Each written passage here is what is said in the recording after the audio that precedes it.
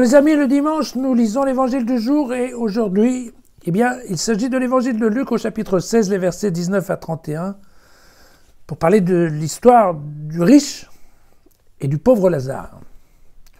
Attention, Lazare n'est pas le Lazare de Jean.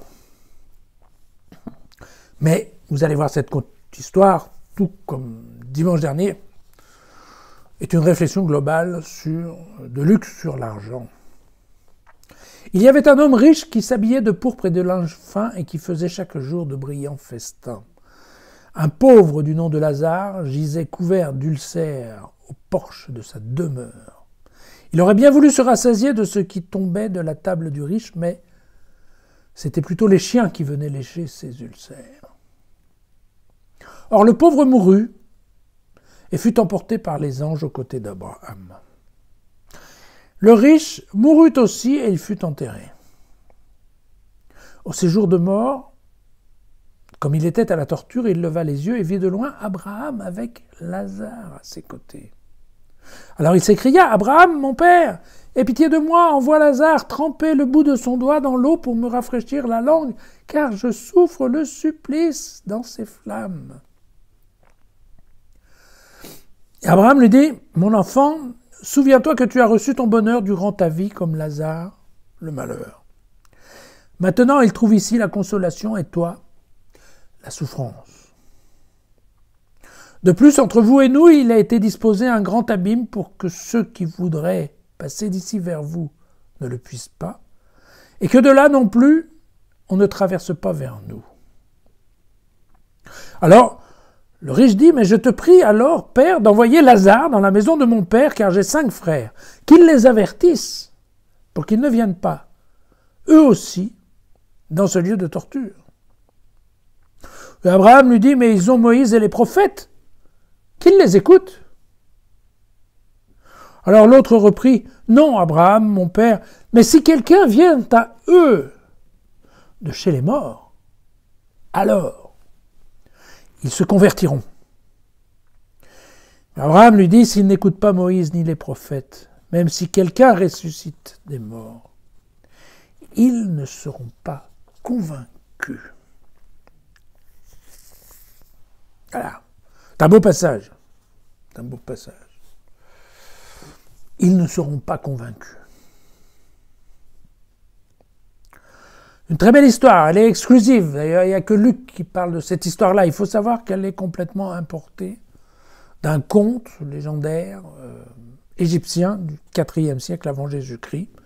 C'est l'histoire de Satmi et de son fils Sénorésis. On retrouve ça aussi dans des textes du Talmud et puis aussi dans la littérature grecque. Sachant que la version originale, elle devait s'arrêter au verset 26, c'est-à-dire au refus de la demande de l'eau sur la bouche. Puis ensuite, le texte a été revu par Luc lui-même. Et donc, on comprend bien que la parole, elle est relativement facile à comprendre. C'est la base de la théologie de la rétribution. Et on continue, bien entendu, dans le thème global de l'argent sur terre, un thème que nous avions déjà abordé la semaine dernière, vous savez, avec ce passage un peu compliqué du régisseur et de l'argent trompeur.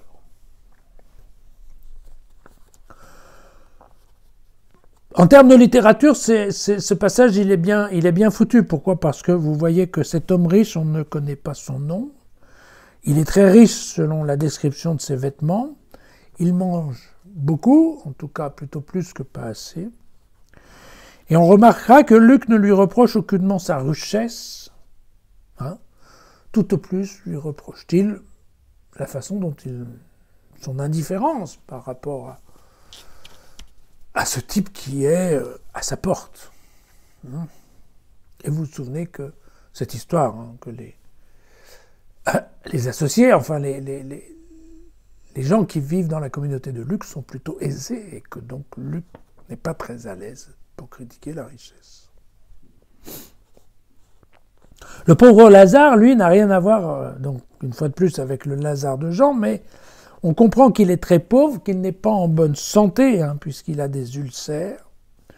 Il croupit, au sens propre du terme, à la porte du riche. Voilà. Sa seule richesse, c'est que lui, il a un nom, contrairement aux riches. Et évidemment, on sait ce que dans la tradition juive, l'importance du nom, puisque le nom est lié à la création, vous vous souvenez. Quand Dieu crée, il nomme. Voilà. Et donc on voit bien déjà dès le départ que la richesse de l'un et la richesse de l'autre ne sont pas les mêmes. Et le croisement entre ces deux personnages, c'est simplement que la bombance de l'un ne vient pas combler la faim de l'autre. Évidemment, on ne peut que penser, vous savez, dans l'évangile de Matthieu, au chapitre 15, il y a une femme qui est une syrophénicienne et qui réclame les miettes qui tombent de la table. En parlant à Jésus, elle voudrait que Jésus s'occupe de sa fille qui est dérangée. Et Jésus lui répond, oui, mais moi je suis venu pour les Juifs. Et elle, cette dame, lui dit, ouais, peut-être tu es venu pour les Juifs, mais ça n'empêche que quand les miettes tombent de la table, moi je veux bien récupérer les miettes et que ça ne soit pas bouffé par les chiens. La mort entraîne une inversion des destins. C'est ça la base, si vous voulez, de la théologie de la rétribution. Hein. Le riche, il est enterré, ce qui est un luxe, alors que Lazare est enlevé par les anges, tout à fait comme le sort des justes à leur mort dans le monde grec. Non, pardon, dans le monde juif. Voilà. Les anges sont conducteurs des âmes. Voilà. Et puis donc il y a cette question d'un immense ravin qui sépare les deux dans le ciel, que on ne trouve pas nulle part dans les descriptions de l'Ancien Testament. Mais, a priori, Luc a trouvé ça. Alors, très exactement, nous sommes en plein accomplissement des béatitudes. Je vous renvoie au chapitre 6 et au verset 23 de l'évangile de Luc. Réjouissez-vous ce jour-là et bondissez de joie, car voici votre récompense est grande dans le ciel. C'est en effet de la même manière que leur père traitait les prophètes. Mais malheureux, vous les riches, vous tenez votre consolation. Malheureux, vous qui êtes repus maintenant, vous aurez faim. Malheureux, vous qui riez maintenant, vous serez dans le deuil et vous pleurerez. Voilà. Mais on a ça aussi dans une autre partie qui est le Magnificat. Vous savez, cette merveilleuse prière de Marie qui se trouve au chapitre 1 de cet évangile de Luc, au verset 51. Il est intervenu de toute la force de son bras. Il a dispersé les hommes à la pensée orgueilleuse. Il a jeté les puissants à bas de leur trône. Il a élevé les humbles, les affamés. Il les a comblés de biens et les riches, il les a renvoyés les mains vides. Voilà. Là, vous voyez que, certes, le riche n'est accusé officiellement d'aucun péché de richesse. Plutôt, ce qui est vrai, c'est que, d'ailleurs, on se demande, on ne sait même pas si le pauvre lui avait un jour demandé quelque chose. Ce qui est certain, c'est que son comportement au riche est complètement déplacé parce qu'il n'est pas du tout en ligne avec, par exemple, ce que propose le prophète Ésaïe au chapitre 58. N'est-ce pas partager ton pain avec l'affamé? Ou encore, les pauvres sans habit, tu les hébergeras. Si tu vois quelqu'un nu, tu le couvriras. Devant celui qui est ta propre chair, tu ne te déroberas pas. Et donc, c'est cette obligation de charité pour un prochain dans la maison. Très clairement, le riche ne se sent absolument pas concerné. Alors, depuis la fournaise, on comprend que le riche va faire 3 requêtes successives. La première, ça serait que Lazare trempe son doigt dans l'eau et vienne lui toucher la langue. Vous savez que ça, c'est quelque chose typiquement que le riche aurait pu faire du temps de son vivant. Ensuite, il va proposer que Lazare aille prévenir la famille, et surtout les frères, en disant « Faites gaffe, il ne faut pas que ça soit comme ça ». Et puis finalement, proposer que ça soit quiconque parmi les morts qui puisse aller prévenir la famille en leur disant « Attention, ce n'est pas comme ça ». Et puis, nous avons bien entendu cette fameuse réponse d'Abraham qui dit « Même si quelqu'un ressuscite des morts, ils ne seront pas convaincus. »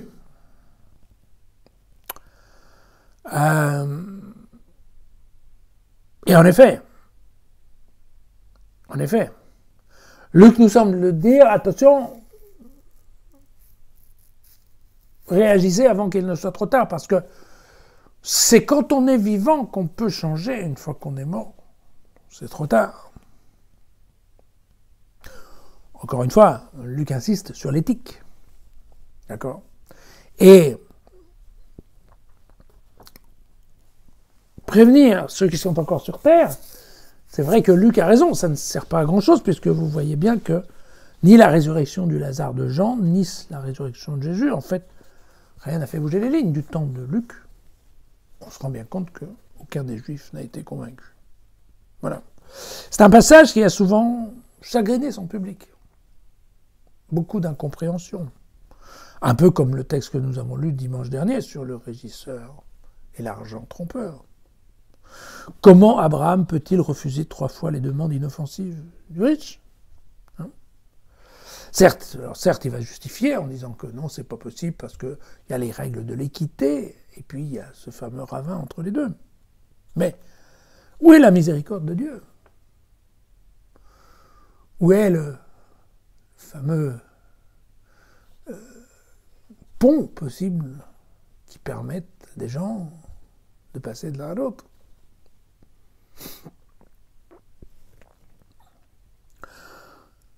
Quand il parle de la résurrection, parle-t-il de la résurrection du Christ, verset 31, si quelqu'un ressuscite?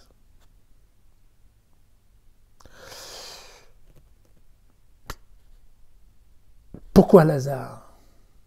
Pourquoi Lazare est-il sauvé? Le pauvre. Qu'a-t-il fait? A-t-il montré un peu de foi dans le Seigneur? Vous voyez qu'on n'en sait rien. Et si la loi et les prophètes n'ont pas suffi, alors la résurrection non plus? L'effort est-il vain?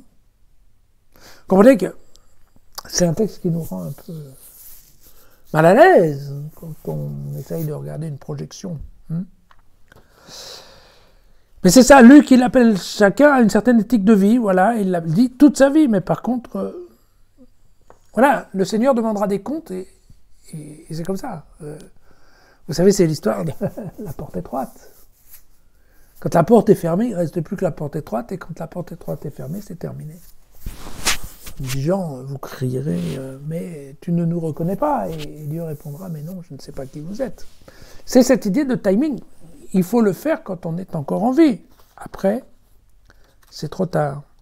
Donc Luc veut bien transmettre l'idée d'un salut pour tous, c'est l'universalité du salut, mais par contre, il ne s'agit pas d'un salut automatique.